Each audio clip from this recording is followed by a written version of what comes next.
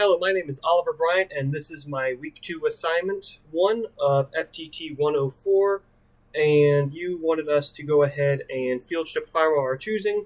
Before I get into the details, I'm going to make sure this firearm is safe to handle. I'll remove the feed source, metal frame, and then I will lock the slide back. I will visually and physically check the chamber, make sure there is nothing hiding inside the firearm. This is my XDM Elite Compact, chambered in 45 auto, and it has a backstrap safety, a trigger safety, has ambidextrous mag release and locks, or slide locks. Going into the field stripping procedure, you have to lock the slide back. It has a takedown lever for easy access. Once you release the slide, everything comes forward. I will set the slide aside. And further on, you take out your recoil spring, and then you can just pull your barrel right on out. Each time I do this, I like to make sure my striker spring still has good tension, ejector still has pretty good pressure. And then to reassemble the firearm, you just go in reverse order, setting each part back in the way you took it out.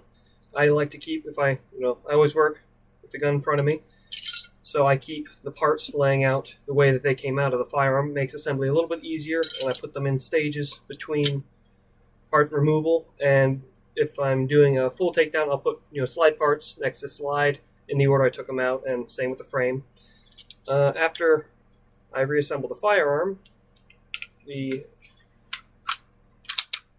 will go ahead and do a quick functions test just to make sure the safeties work. I'll try just the trigger safety, and firearm is clear.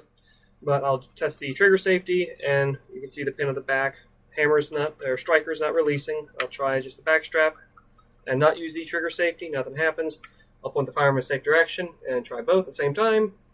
So click, and I'll test the trigger reset, and a reset. So I know this firearm is reassembled safely. And the last thing I do with an empty magazine, I will go ahead and see if it'll lock back the slide. And it does that.